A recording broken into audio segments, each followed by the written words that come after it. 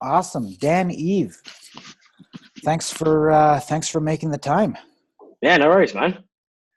So why don't you just go ahead and start off by telling everybody a little bit more about your background. What were you doing before, I guess, 2009? What were you doing leading up to the advent of distributed cryptocurrencies and stuff like that? And how did you come to be in the space? And how are you in the space now? Well, I went to uni and did a business analyst course, and then ended up going into a local business. It's still an international. I think it was Scandia, and then they got bought out by Old Mutual, and I ended up working for the head office in London for the most of my career after finishing uni as a business analyst. Well, started off as a lead systems accountant, and then went into a business analyst role. And eventually was working on financial trading systems. Initially, it was financial risk system, and then eventually the FX trading systems and our treasury management system. Mm-hmm. And then kind of, but through the sort of latter half of that job, and my stint there at the company, around about 2013, around about July, August 2013, my friend had basically gone on to Silk Road and bought some things, and he had like a Bitcoin left over, and he said, "Do you want a Bitcoin?" And I was like, "Well, that's pretty cool. Yeah, I'll didn't really know what it was." Mm-hmm. Bought it from him. He gave me a sort of brief explanation. And then I heard that you could mine it with your computer. And at the time, I used to buy graphics cards all the time. I had SLI at the time. I think they were GTX 680s. And so I put through them on Bitcoin straight away, and then realized, rapidly it wasn't going to be making much. So then I started buying into ASICs and got Bitcoin ASICs. Started off with a USB Antminer, and then Cubes, then loads of other sort of, try to get in on different orders of script miners. And then so eventually with my company, Old Mutual I worked for, I got made redundant when they removed their head office. So it was a perfect time for me in sort of May 2017 to jump on the train, do it, full time. I'd been sort of tinkering around, with miners and building rigs, GPU rigs. So I thought, this is a good opportunity to go into crypto full time. Mm-hmm. Very cool. Very cool. So, what made you interested in crypto to begin with? Like, what was your main point of interest? What was the thing about this technology that you thought was so disruptive? Well, I think initially, it was the idea of printing money that drew me to it. Setting some autonomous machines up, and then just racking up satoshis, and that really kind of got me going. But then the more I learned about the blockchain technology itself, that obviously underpins Bitcoin, and the fact that the financial system as I knew it from working in a FTSE 50, they weren't a bank specifically, they're a finance company, but they they had a lot of regulation around financial controls and processes, etc. And I think that I kind of really like that framework, but I also like the kind of crypto anarchistic kind of, this is a ball that's been thrown in the air, and now it's decentralized. No one can control it. No one can do anything. There's no fraudulent, you can't hack it, even though the article came out today, I think, saying that Bitcoin has been hacked, but I don't think they never seem to understand what hacking Bitcoin actually means, and the fact that it's not possible and hasn't happened. But that kind of caught my, I got the philosophy of everything started to really sink in. And I read a few books, and I think one of them was Dominic Frisby's Bitcoin, the Future of Money. And I thought that was really good. It gave you a bit of a background about Amir Taki and trading in sort of London, like vape shops and stuff, which is actually, I used to, when I first got involved in 2013, there was a vape shop meetup I used to go to in London. Nice. And the little Bitcoin auctions, which was pretty cool. But yeah, it just kind of grew on me then after that. I thought I wanted to be a part of this movement, and it's not just a get rich quick scheme anymore. It's actually a movement of trying to make a positive change, in the world. Right. So what is the positive change that you view as emanating or emerging from these decentralized censorship resistant technologies? Well, I think that with I think it can bring efficiencies, and obviously, Bitcoin is viewed as actually a power hogging, power hogging. Proof of work's very power hogging, but a lot of research has shown that recently that there's 79%, I think, was from a CoinShares report on mining, was from renewables, and it's from excess renewables because it's the cheapest electricity. So I think whilst that's kind of a bit of a threat to the image of Bitcoin, because people don't really understand the numbers behind it, I think that one of the positives is bringing this, more a potentially more efficient financial system with, with secure, it's immutable. The classic kind of I suppose the maximalist words that the limited supply, scarcity, etc. And I think that that's going to it's going to end up providing a framework and with side chains off it, with all these interchangeable sort of networks. And I think that it's kind of like how David Bowie explained the internet. Like, I saw a clip a while back that it's like an alien. And I think that Bitcoin is an alien, and we can't even begin to imagine how many different ways it's going to be used, other than sort of things with, relatively short foresight, like, having side chains and these network upgrades like Lightning, etc. So, in the blockchain space, would you define yourself as a Bitcoin maximalist, or are you kind of more open-minded about different kinds of cryptocurrencies like Ethereum, and what do you think about the landscape in general? Well, I think the competition is good. I mean, Bitcoin is what got me started. And I have full faith that Bitcoin is going to be the strongest cryptocurrency, and as it's demonstrated so far. I do think that there's kind of room for a bit of competition, a bit more of open thinking, and so there's other cryptocurrency projects I support, especially if they do contribute to Bitcoin. And so I think that it's a bit of it's a free market, isn't it, at the end of the day? Right. And I know that people can get a bit cagey about other cryptos, but them all being scams. I think that there's kind of two types of scammer, really. There's the people that scam and know they're scamming, and the people that are scamming and don't know they're scamming. And I suppose there's two interpretations of that. Some people can spot a scammer, and some people can spot someone who's not a scammer, but they're doing something that's ridiculous. And I think that, from a technological perspective, it's probably a lot easier for those people that are true maximalists to see why it's so, these other cryptocurrencies don't matter compared to Bitcoin, because they're so, it's so much better. But I think there's still wiggle room to kind of innovate and try different things out. And that's not to say that Bitcoin isn't. Because it's 10 years evolved, not 10 years old. It's just continuously improving. But I just do think there's, I kind of, at the end of the day, I love Dogecoin, and if you love Dogecoin, right, it's a gateway to other ridiculous altcoins. Yeah, Dogecoin was cool back in the day. I mean, I forget exactly when that started. Was that 2013 or 2014? Anyway, it was a long time ago, and it was just this ridiculous altcoin that was basically based on a meme. And then it actually grew and got a pretty significant market capitalization. Like a lot of people put fiat currency into Dogecoin. So that was neat, right? And it had a different model where I think they were going to issue, in the order of trillions of Dogecoin or something like that. And yeah, it was definitely a very cool project. Generally speaking, when it comes to your point about competition, I mean, I think we can all agree that, the mobile computing world would suck if it was only iOS or only Android, right? Like that these having at least two platforms competing for market share, I don't think it's really enough. I was, before I switched to iOS, I was all on board with this old platform that was developed by Nokia called MIMO.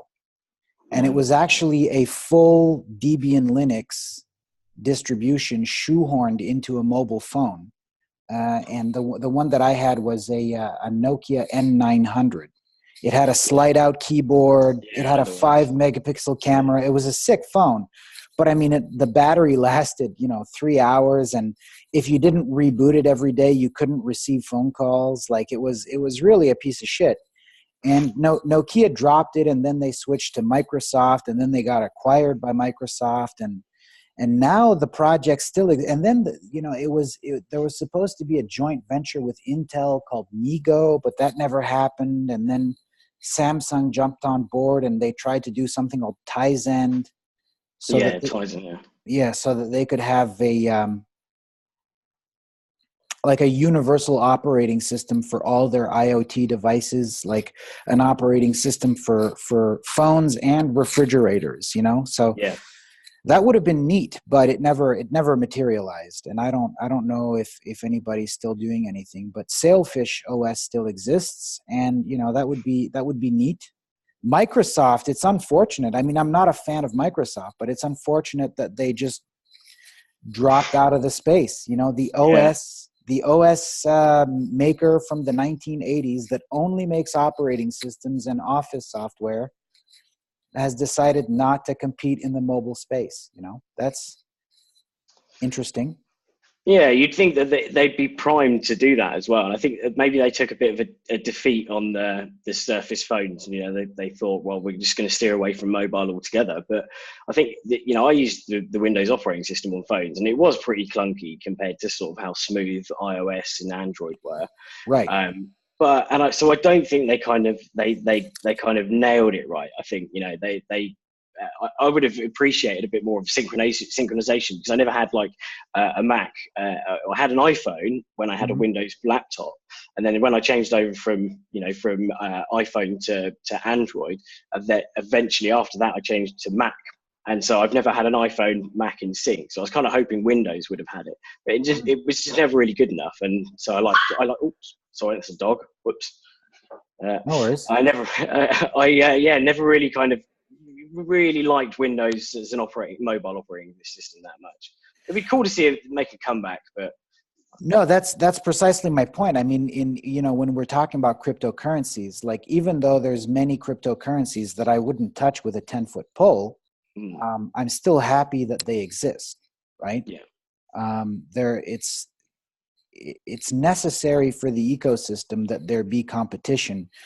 Like if we listen to the Bitcoin maximalists, then like even something like Mimblewimble or Ethereum, sharding and all kinds of interesting technologies would be off limits, right? So we definitely want to have a very diverse ecosystem, but that doesn't necessarily mean that it's a great idea to put a lot of money into some of these, what some people may refer to as shitcoins, which,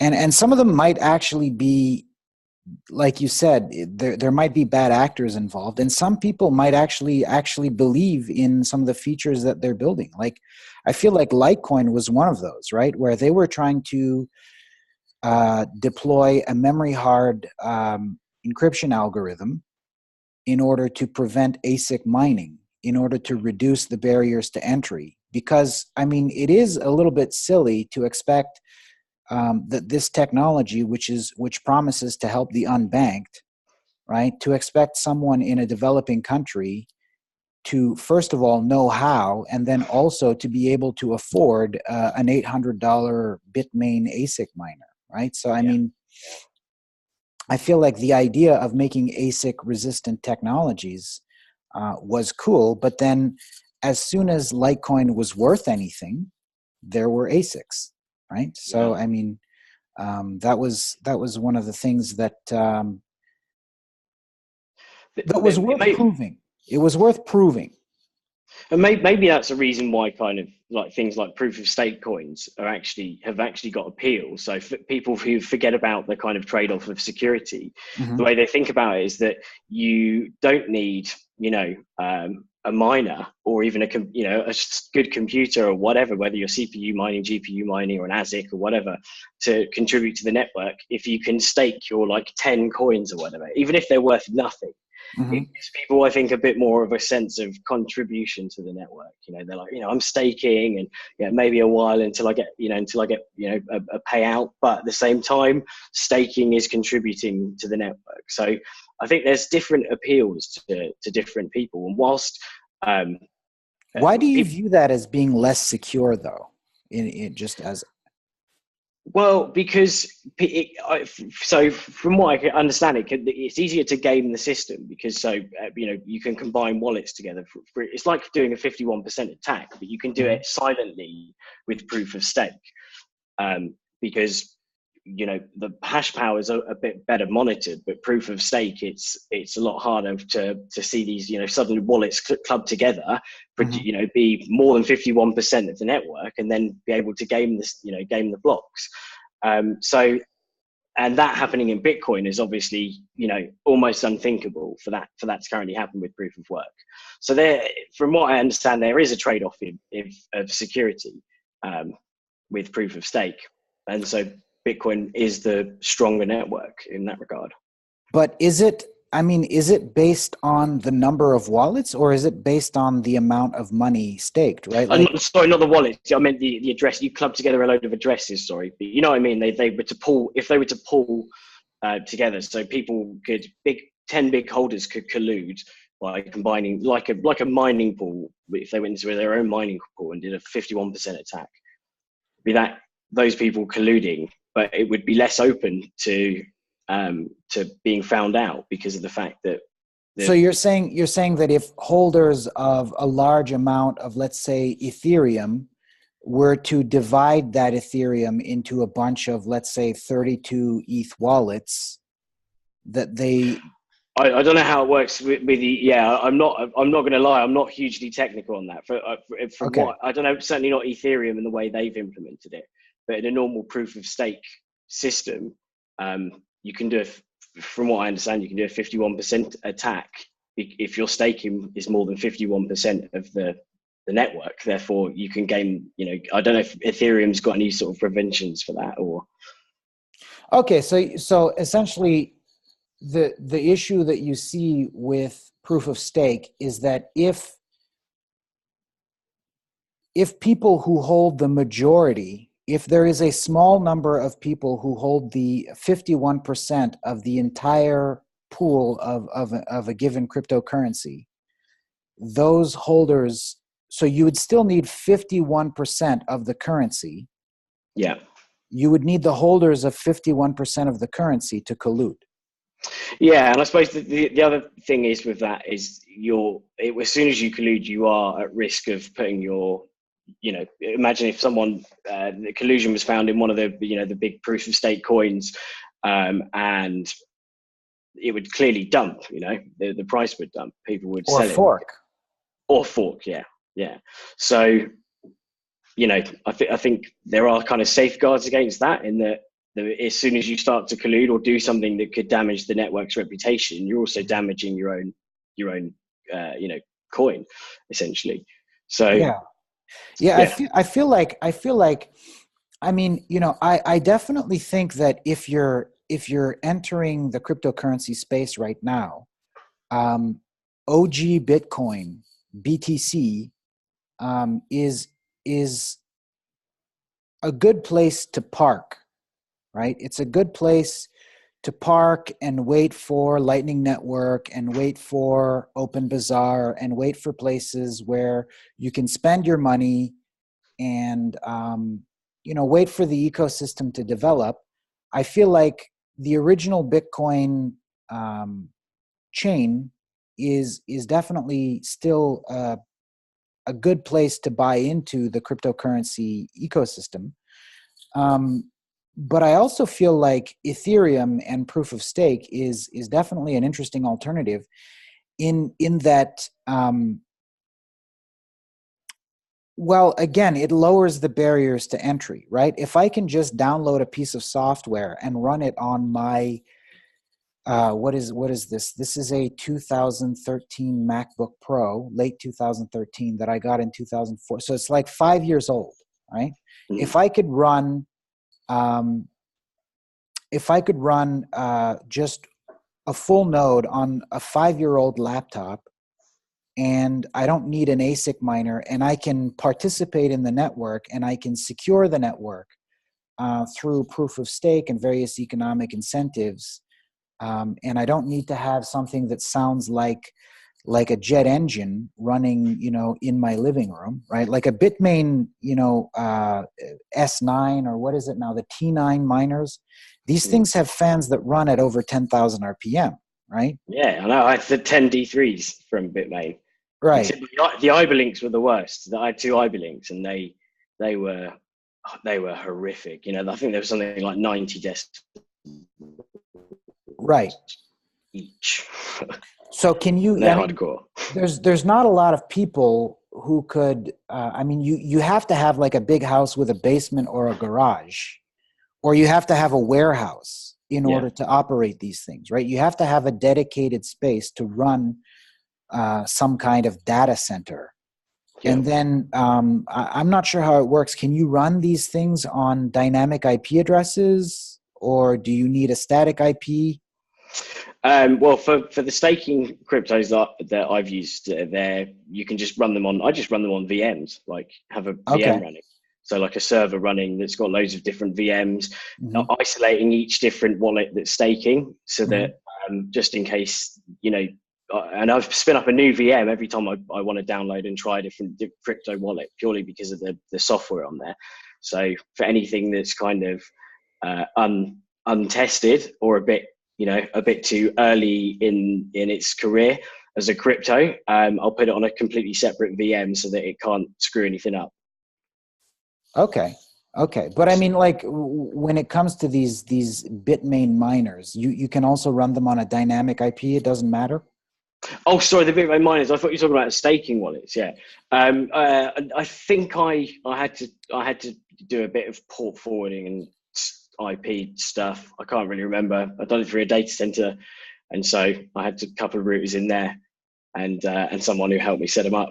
In fact, if he hadn't have motivated me, I probably would have left it and had them running at home in horrific heat and switching off every now and then. So yeah, he made me put them in the DC, which is good. Yeah. I mean, it's definitely like I said. I mean, for a lot of people, there's a huge barrier to entry in terms of both know-how and cost, right? Yeah. To running this kind of equipment. So when it comes to a proof of stake cryptocurrency like ETH, running on the Ethereum infrastructure, it has the advantage that it's a software solution that can be deployed to ubiquitous hardware. Right? Yeah. Theoretically, you could run it on a Raspberry Pi. I mean, you'd be bottoming it out. Oh yeah, of course, yeah, and well, you could already get like the Casas on a Raspberry Pi, and that runs Bitcoin and Lightning, full chain. So right. So you can have multiple wallets running on these small devices if you wanted to, and they don't make any noise at all. Raspberry Pis are silent, aren't they? Right. So that's a major advantage, especially, again, for a technology that, people that are enthusiasts about these cryptocurrencies, they say, well, yeah, but I mean, there's a lot of people on planet Earth that don't have birth certificates. There's a lot of people that not only do they not have a bank account, they cannot get one for various reasons. Right. Yeah. And so if these are the people that this technology is meant to help, then obviously we want to optimize it to run on the cheapest possible computers that they could afford, right? Which is currently a Raspberry Pi. So that's kind of where my interest lies in proof of stake. I mean, sure, there are potentially theoretically some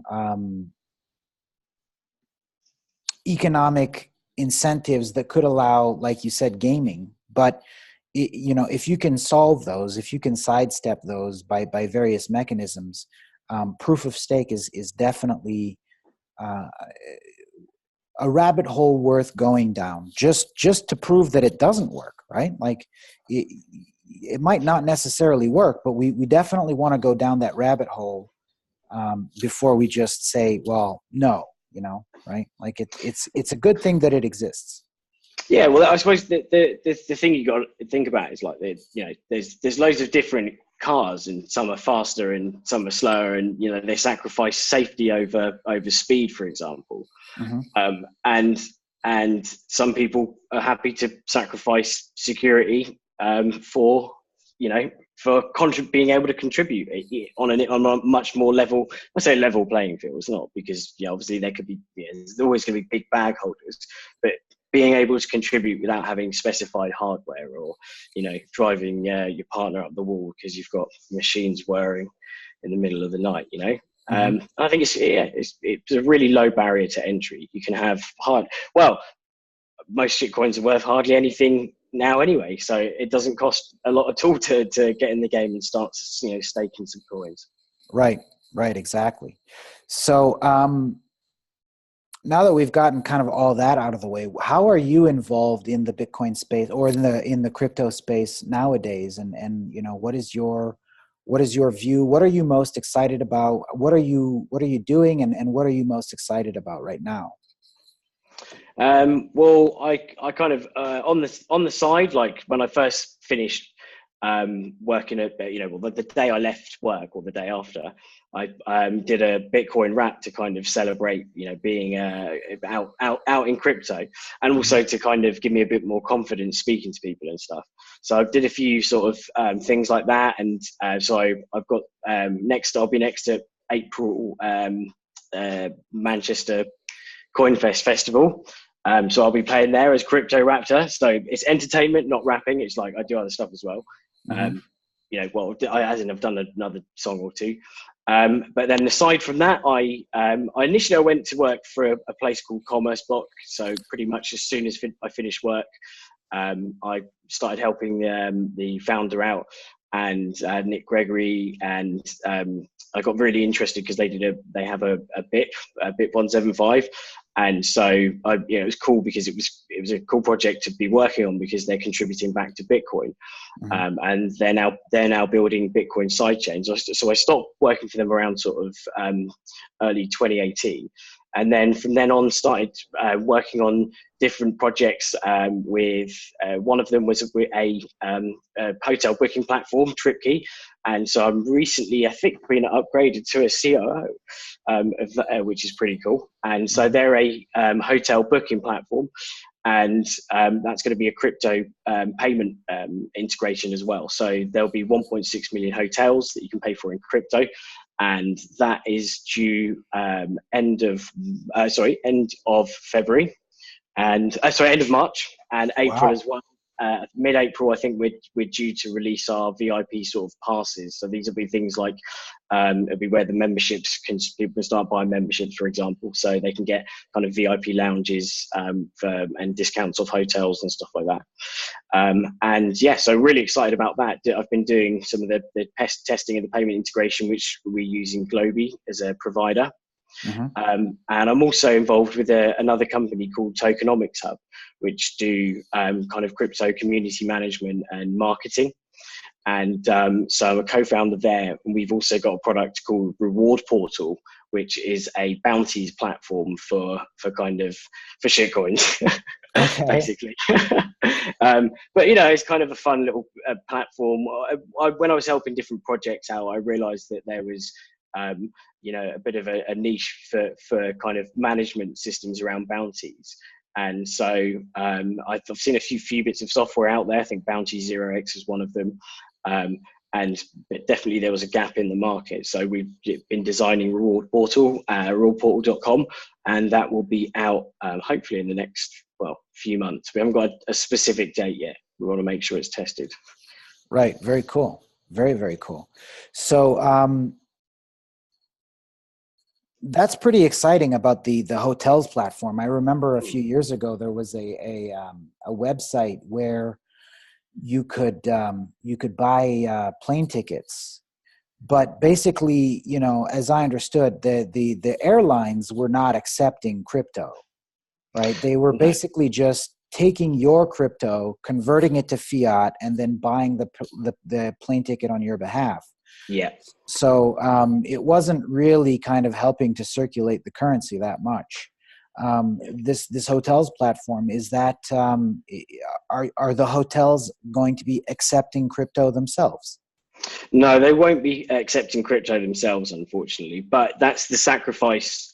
You've got 1.6 million hotels is almost Mhm. as much as Booking.com themselves. Right. And we took the risk, or not the sorry, not the risk. I don't say the risk, not the risk. Mhm. The stance that we want to go with the biggest market potentially. And Mhm.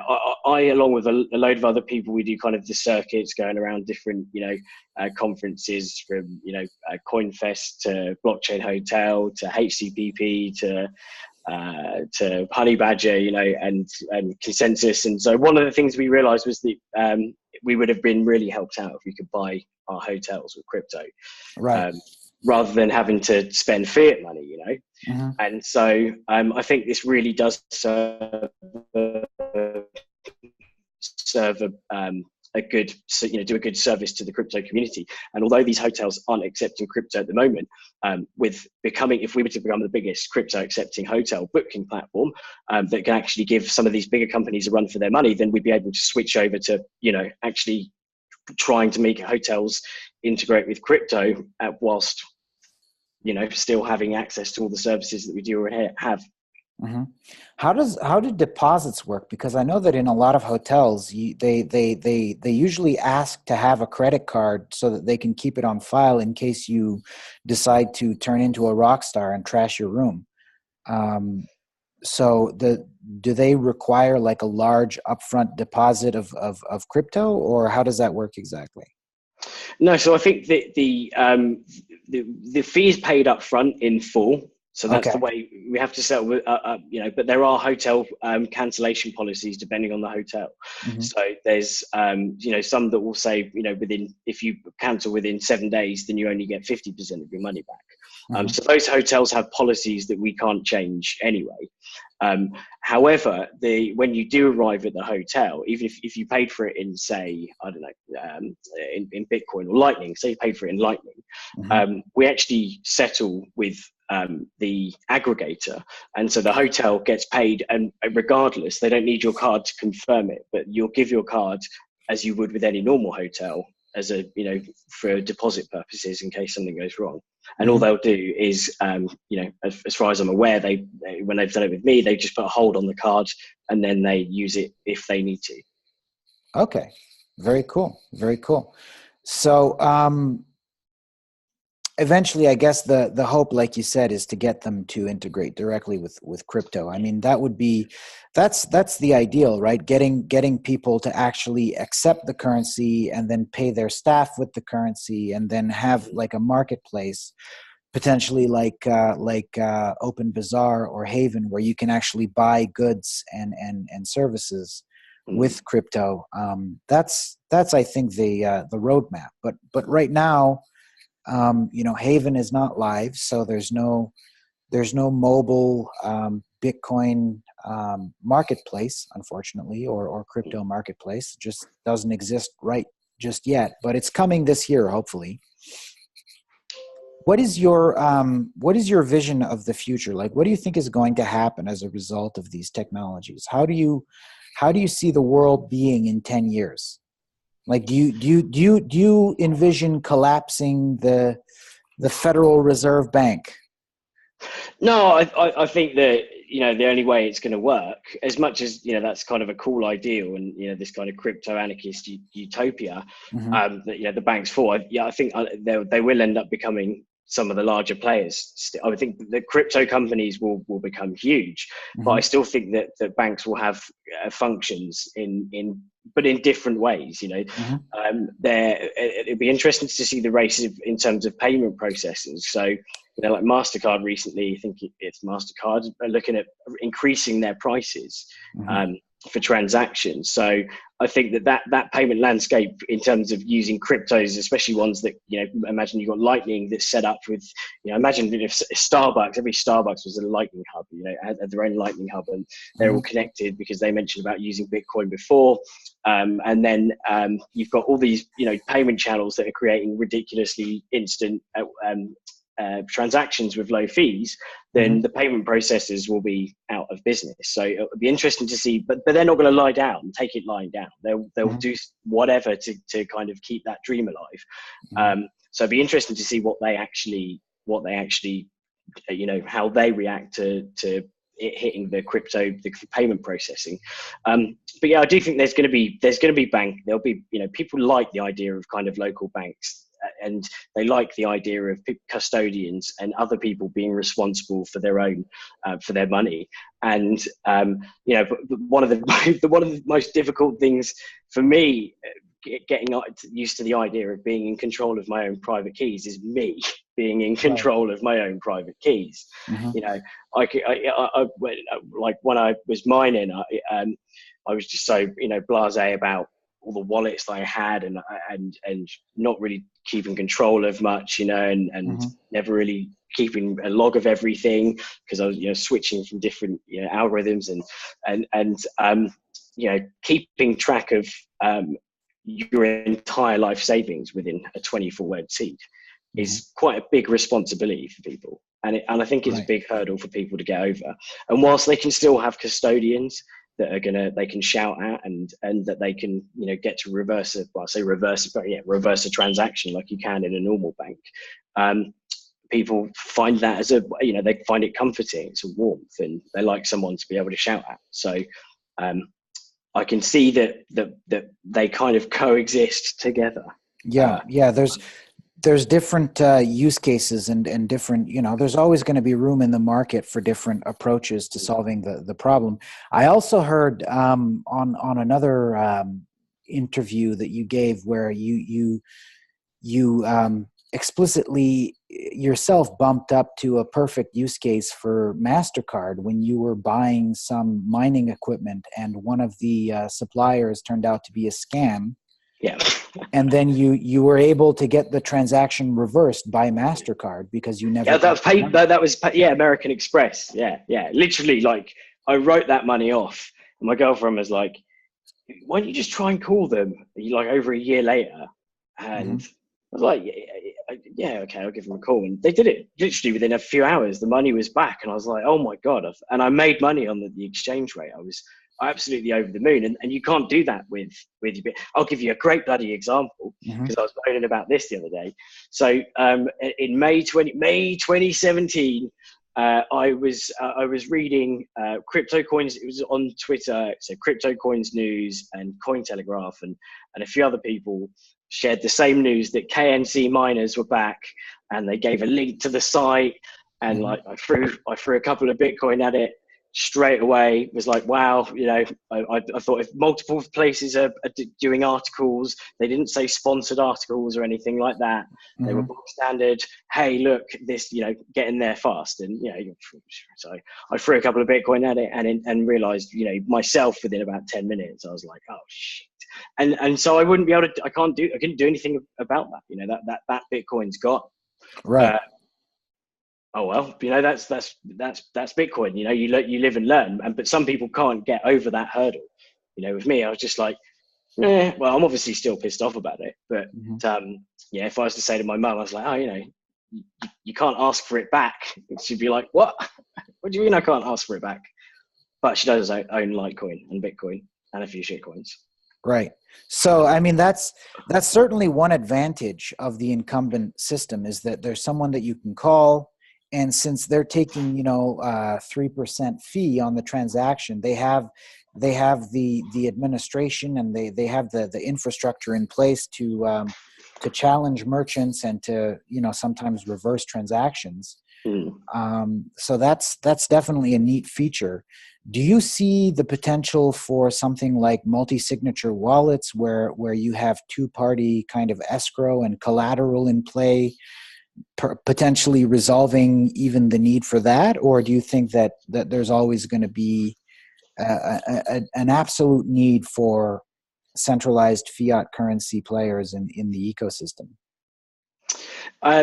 It's more that I just, at least for the foreseeable, I just don't see one of the countries coming out and saying we're going to use Bitcoin, as in one of the leading sort of, as our actual currency.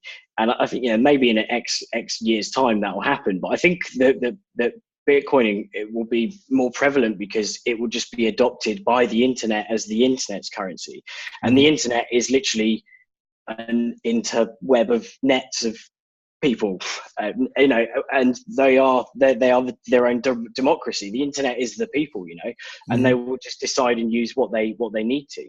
And so what we'll probably find is that payment integration and fluidity between Bitcoin and normal coin and normal fiat will probably become a lot more fluid, with obviously certain safeguards in place. So like full KYC and AML. But what was the original question? I've completely gone off. I was talking about two-party escrow with multi-signature wallets, where basically two people would put money into a multi-signature wallet, and because of the it's essentially a very, very basic, dead simple smart contract, essentially. Yeah. Where both parties have to agree to allow the transaction to go one way or the other, right? Yeah. So let's say that you buy something potentially, I guess, on let's say Open Bazaar from a merchant, and then you never receive it. That merchant would have put in some money into the multi-signature wallet, and you would have put in your money into the multi-signature wallet. And then if that merchant refuses to refund your money, their money is also locked into the multi-signature wallet. So there is kind of a mechanism in place with pretty dead simple financial consequences that would potentially allow for a lot of these scams to just not take place. It would require merchants to lock up capital, right? Yeah. Until transactions are concluded. But it's a two-party escrow, and it work. I mean, I don't see any reason why it wouldn't work. It just needs to be ready for prime time. It needs to be pretty in the wallet. Yeah.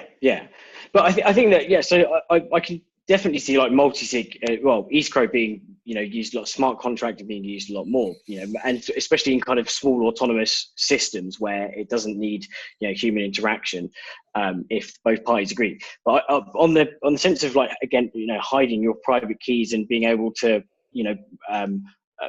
plan for if we're even going for the Quadriga thing. So I was thinking about death and that sort of thing, because things are a bit morbid. So you got to think, well, how am I going to write my private keys down for my girlfriend, and where can I store that so that she is able to get to it, but no one else is able to get to it. But what if I have a backup? And I think that there's going to be probably some cool custodian or custodian based ideas that would be coming out, whether they're multi-sig based as well, so that you need, say, two parties from this, and then you have to go to a centralized entity. But at least I don't know. I haven't even thought about that myself yet, actually, thinking about it. So I think that obviously escrow can solve small disputes or whatever and manage small internal systems, but in terms of that passing on of private keys and still being responsible for your own wealth and the responsibility that comes with that, that's still got a lot of risks associated with it.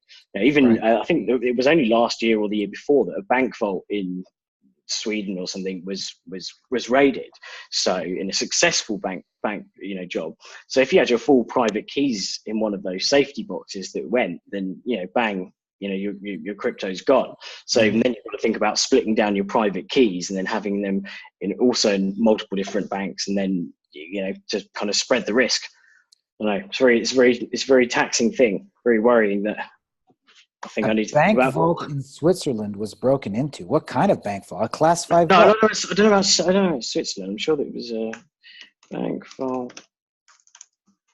I'm sure there was. It's not Switzerland. I'm sure it was Sweden or something. I was under the impression that by 2019 they had class 5 vaults on lockdown. I mean, I didn't know you could still rob a vault. I wouldn't have any idea how you'd do that. I mean, these things are made out of steel and reinforced concrete and Faraday cages and all kinds of stuff. I mean, how would you Well, one of them in Antwerp. This wasn't the one I'm thinking of, but this is Antwerp.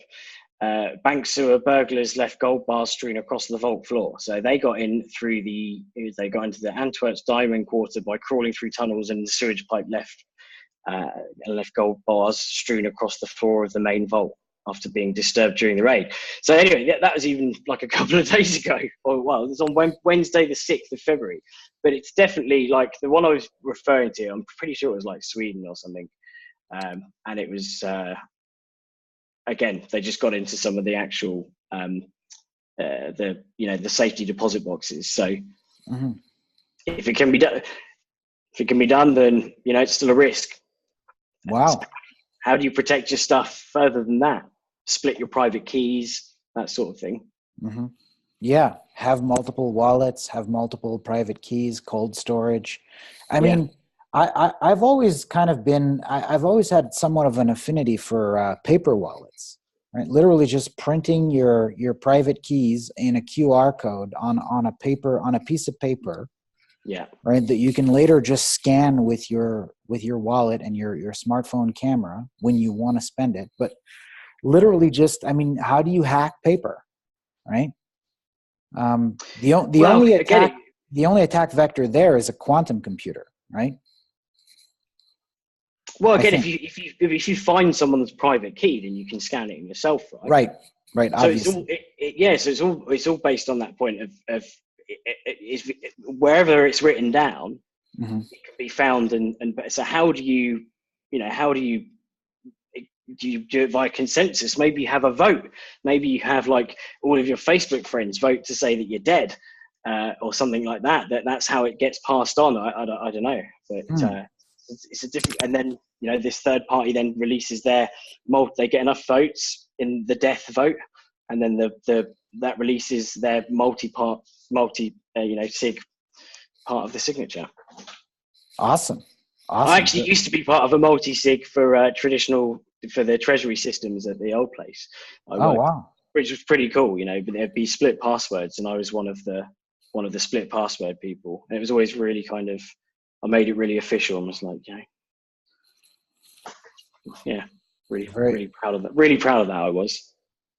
Very cool. Very cool. I mean, there's always attack vectors, and I guess in the real world, you also have to consider physical access controls as part of the the risks that you have to mitigate against. That's cool. So, what do you think about other cryptocurrencies? I mean, what are your favorite projects, and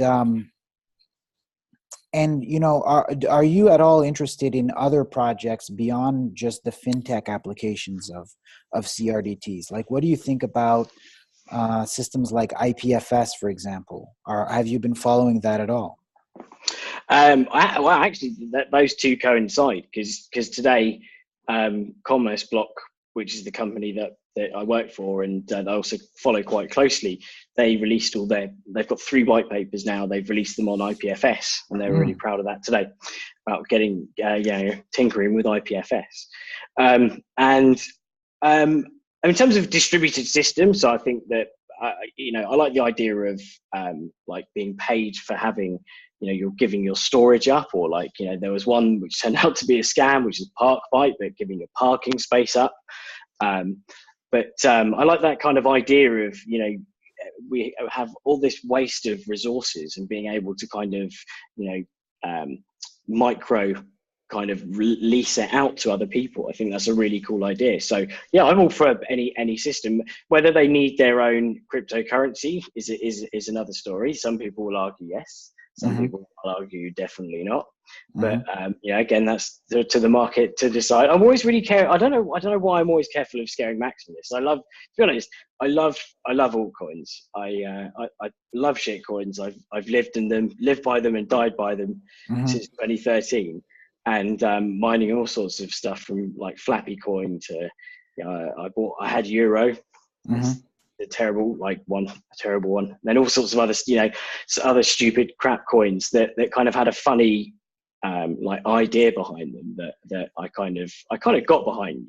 There's been quite a few along the way, so I do like them. I think that they're fun, but more from a comedy perspective. I think some of them are really serving real world purposes, and so I think that Binance Coin is actually a really good example of a coin that's used to its full utility. But although it is pretty much it is a security, let's be honest, because you're getting dividends essentially, but it's a token being used in a token economy, and it's being used in the exact way that it was described. So I think that's kind of cool. They've got a DEX coming out that's not a DEX.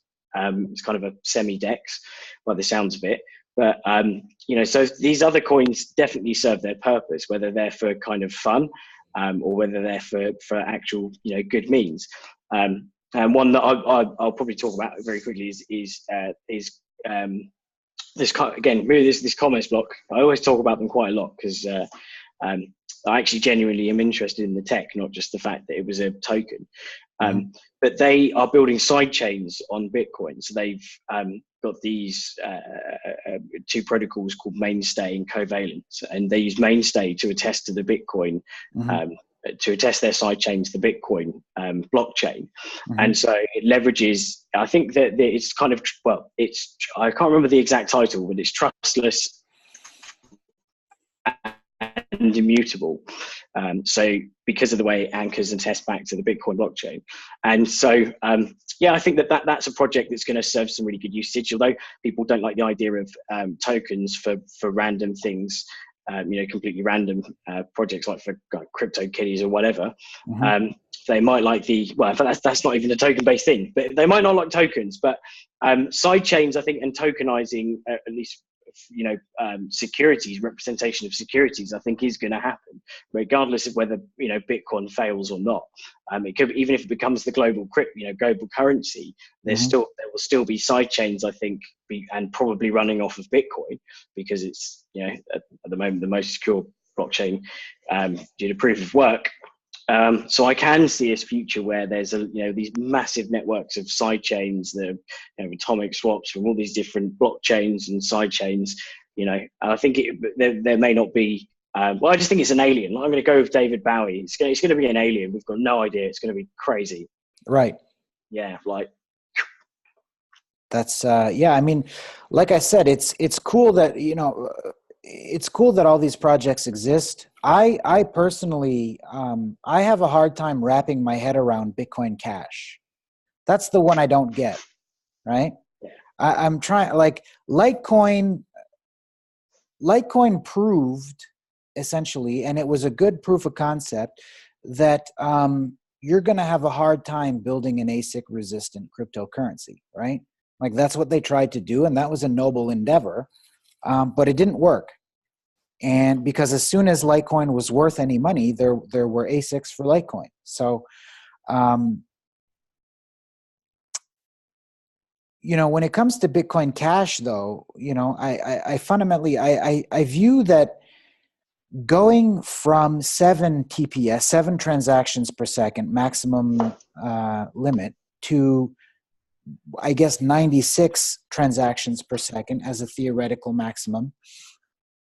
When we understand that in order for Bitcoin to be an international currency that potentially billions of people could use concurrently, it would have to be able to do 1 million TPS, right? So in having dynamic blocks that can go up to 32 megs, in my view, it doesn't solve the problem. And in order to solve that problem with increased block sizes, you'd have to have gigabyte block sizes, right? So like increasing the block size doesn't really, and then also because with gigabyte blocks, nobody would be able to download and store it.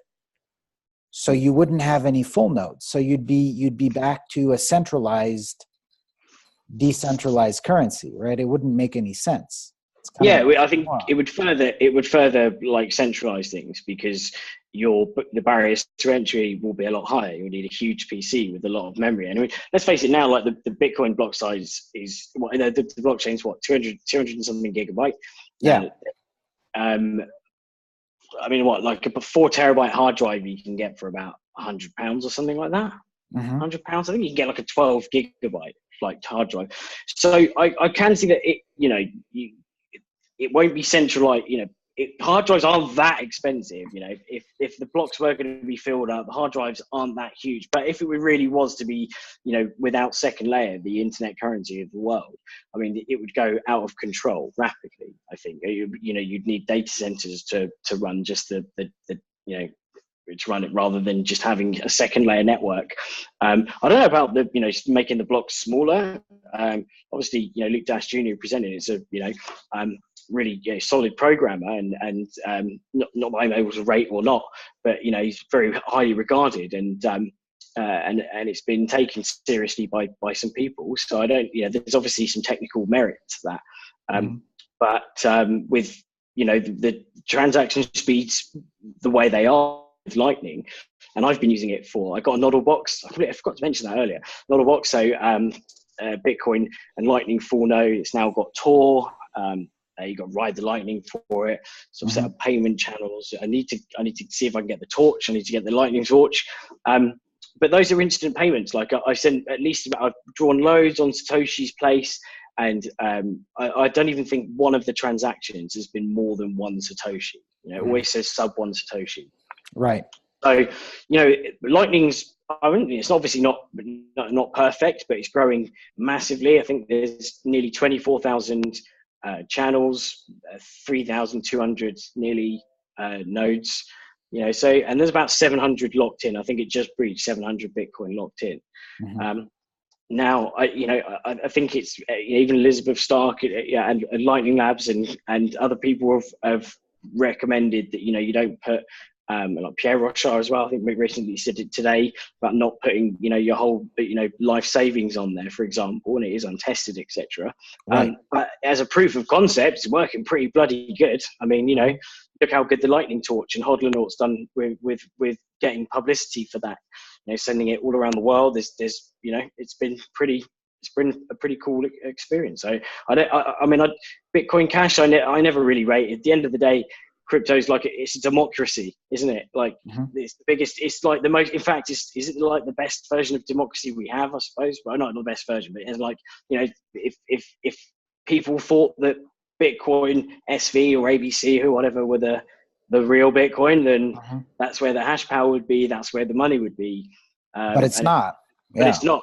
So it kind of says, rest of the group says, I'm following them in that way. Right.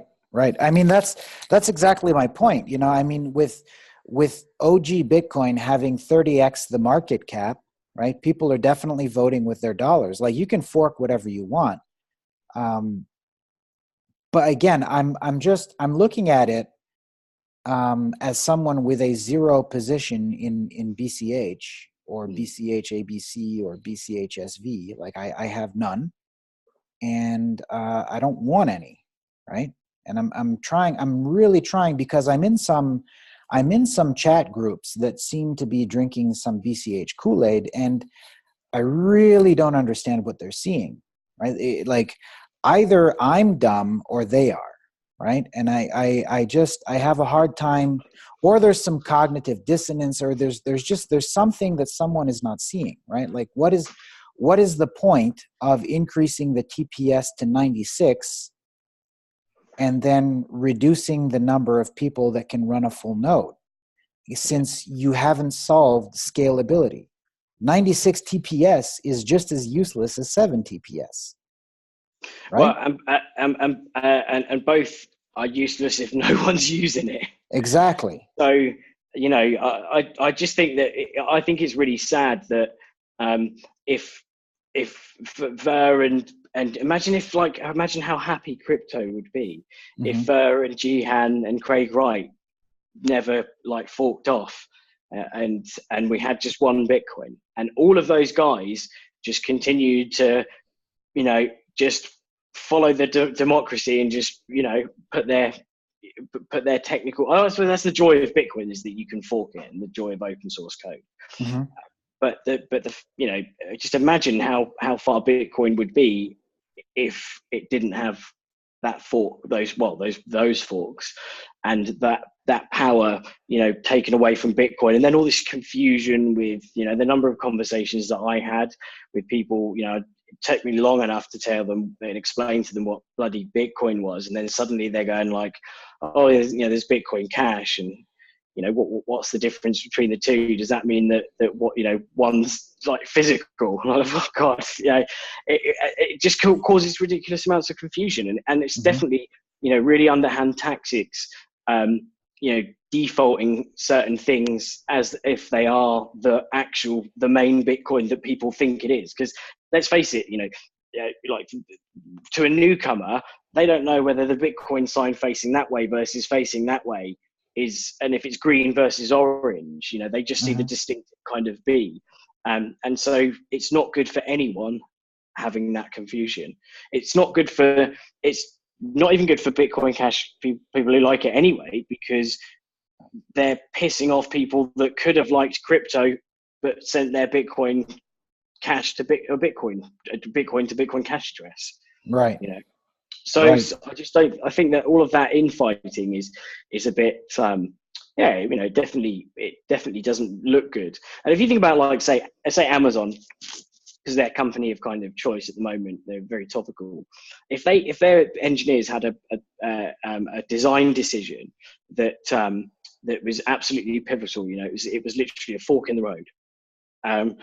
All of the decisions around that strategy would be all discussed and all held internally, and they could mudsling and all they want and sling, and shit on each other all they want, but the public wouldn't see that. They'd only see the end result of making a technological change.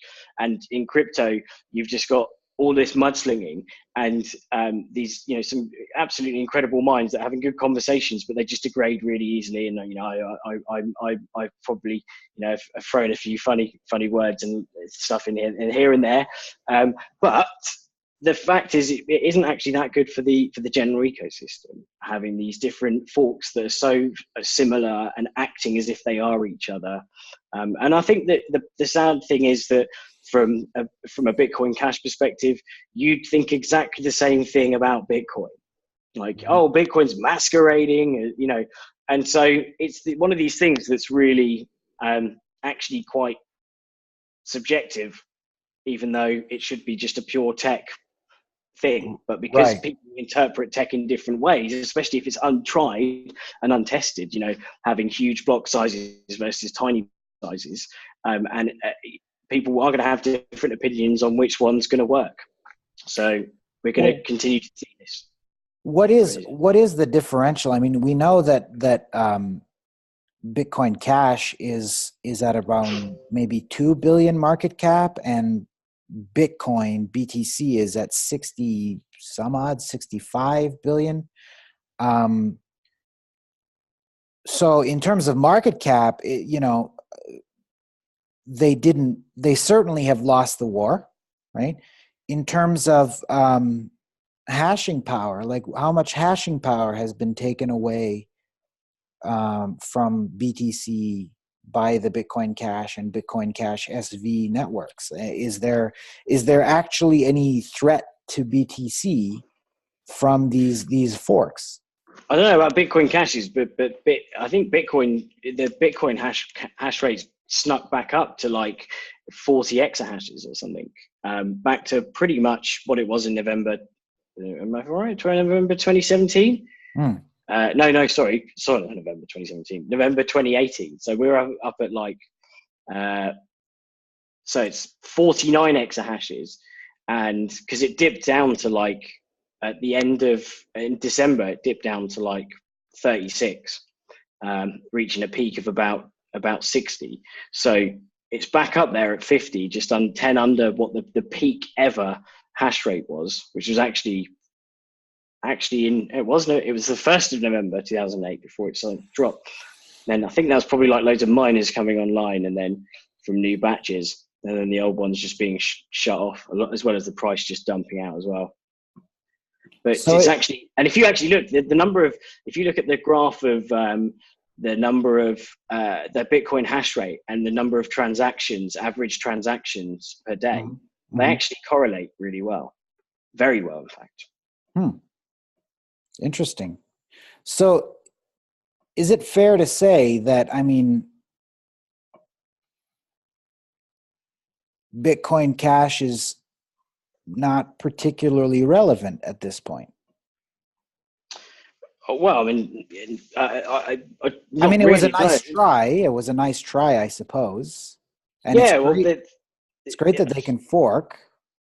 It's I don't know. I mean, like the media hasn't seemed to, the external media who would confuse the two haven't kind of picked, you know, they're not kind of pitting them against each other. They when you hear about cryptocurrencies, you hear about Bitcoin, you don't hear about Bitcoin Cash. So I think that the good thing is that the rest of the world does see them as the, you know, not the real Bitcoin. When they talk about Bitcoin, they usually know what Bitcoin is. I think that they're able to make that distinction, which is good. I mean, there's still noobs that can get it wrong, and people that are just trying to get used to it. But people that are reporting on it, I think they know that there is a distinction between Bitcoin and Bitcoin Cash, or Cash times 2. Now, so what are the Bitcoin Cash enthusiasts seeing that no one else is seeing? Because they're not necessarily wrong, right? Reality is not a democracy. They could be right. They could be right. Yeah. You know, we never know. But what is it that they're seeing that no one else is seeing then? I think it's probably leaders. Leaders like Roger Ver and Craig Wright. Yeah. I think that if it was let's put it like this: if it was back in the Amazon example, a decision that was made then, and the software changed, and I suppose it's a different example because people had to vote for it. Mm-hmm. But ultimately, if at least the people that were voting for it knew, those key people weren't so vocal about that fork, like, you know, Craig Wright and Roger Ver and Jihan about forking off to Bitcoin Cash, then I don't think they would have had quite as much of a launch, as it were. And you can see that with other forks of Bitcoin that did virtually nothing. You know, they really had almost no impact at all. There's multiple different forks of Bitcoin. So I think because of the fact that these players moved across, and, you know, of course, Jihan was from Bitmain, and Bitmain was from Bitmain, sadly. And then Bitmain was, you know, the biggest manufacturer of ASICs on earth. Mm-hmm. I think people have that trust in a leader / entity.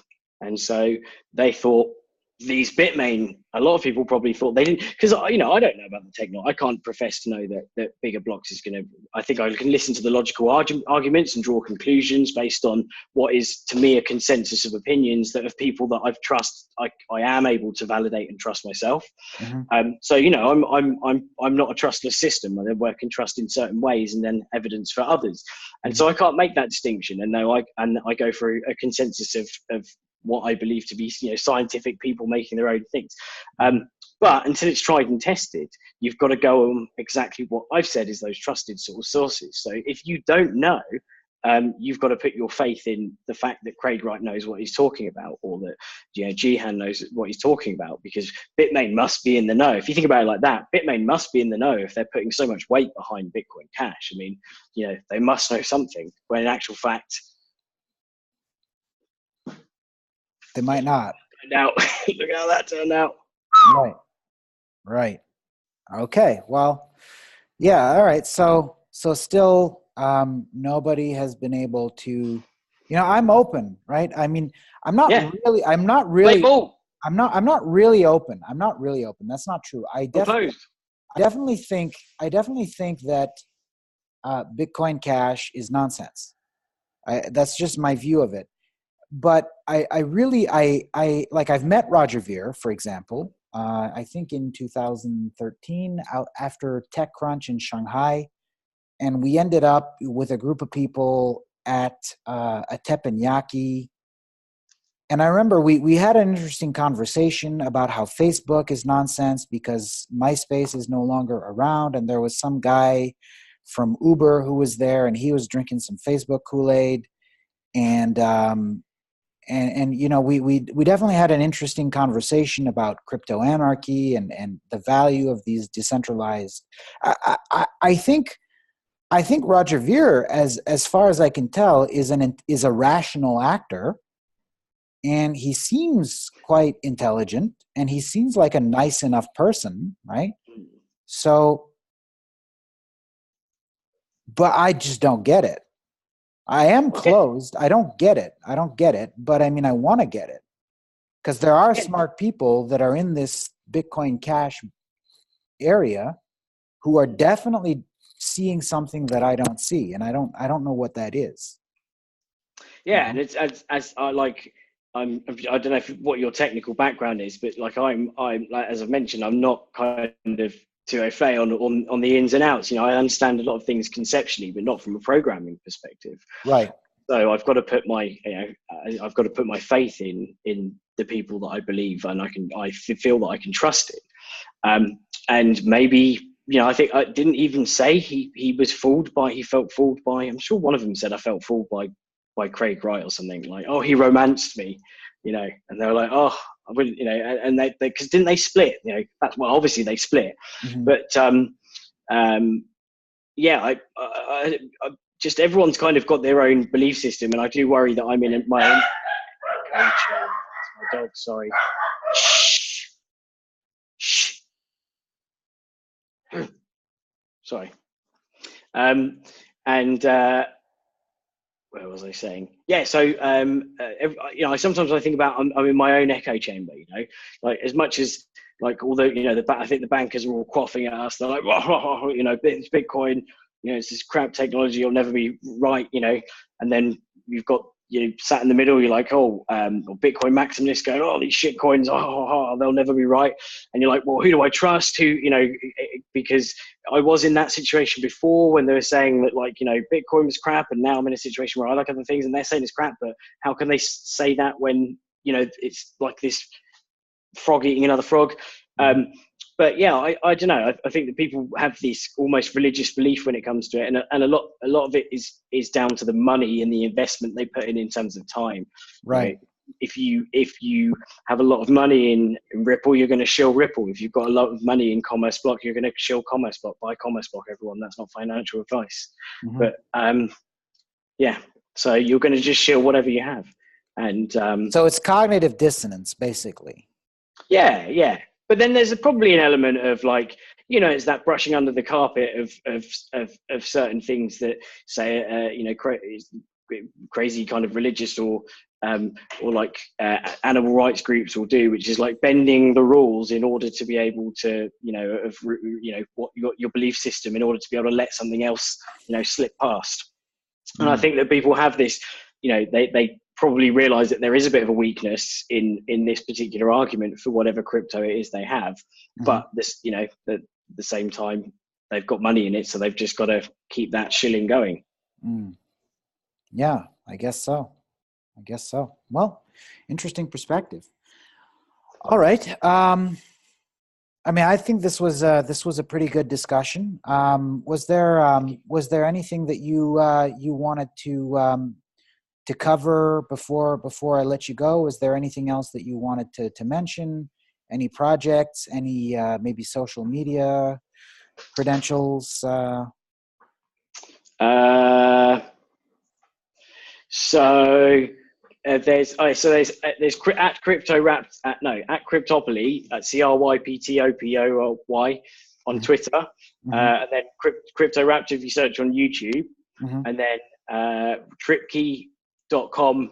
Although that's a holding site at the moment, we're still. In fact, you can have a look at the platform at hotels.tripkey.com, and then there's also rewardportal.com if you go on bounties and stuff.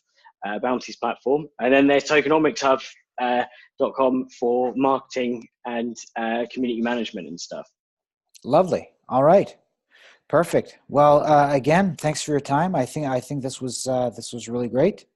Yeah, awesome. Thanks very much for your time as well, sir. Yeah, I appreciated it. Yeah, keep in touch. Cool. Take care. Ciao, ciao. Bye. You too. Bye-bye.